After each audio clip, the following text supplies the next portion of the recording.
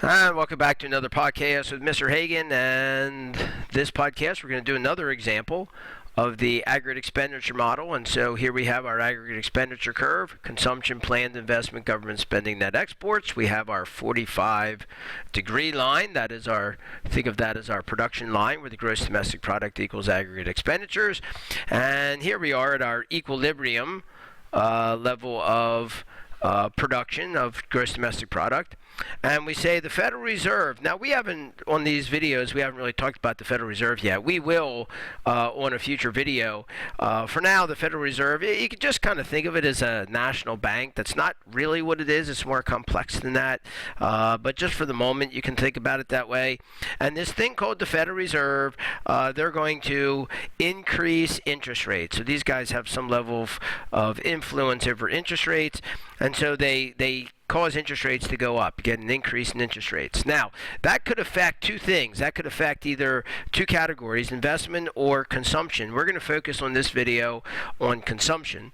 So my determinant is going to be change in let's back that up here a second. That's going to be a change in consumption interest rates. I'm going to use R for interest rates.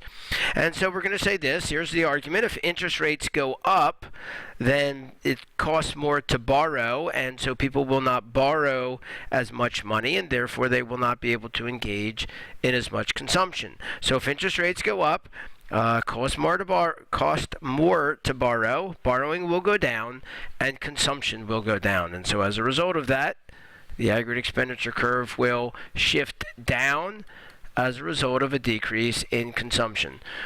Aggregate expenditures will shift down to AE2, and now here we are again. Production is now greater than spending. Inventories are going to begin to pile up. Companies are going to reduce production until we return to this new equilibrium point where production is equal to spending, and that will be our new level of equilibrium gross domestic product. So we can say the aggregate expenditure curve shifted down, and that's going to cause a decrease in the gross domestic product. What's our rule? Our rule says this: if you get an increase in interest rates, the curve is going to shift down. That's the example that we just did. On the other hand, if you get a decrease in interest rates, now it's cheaper to borrow money, so people will borrow more and go engage in more consumption, and that will cause the curve to shift up. So interest rates increase, curve shifts down. Interest rates decrease, curve shifts up. This has been Mr. Hagan on another podcast. Thanks for joining me, and we'll see you on the next podcast.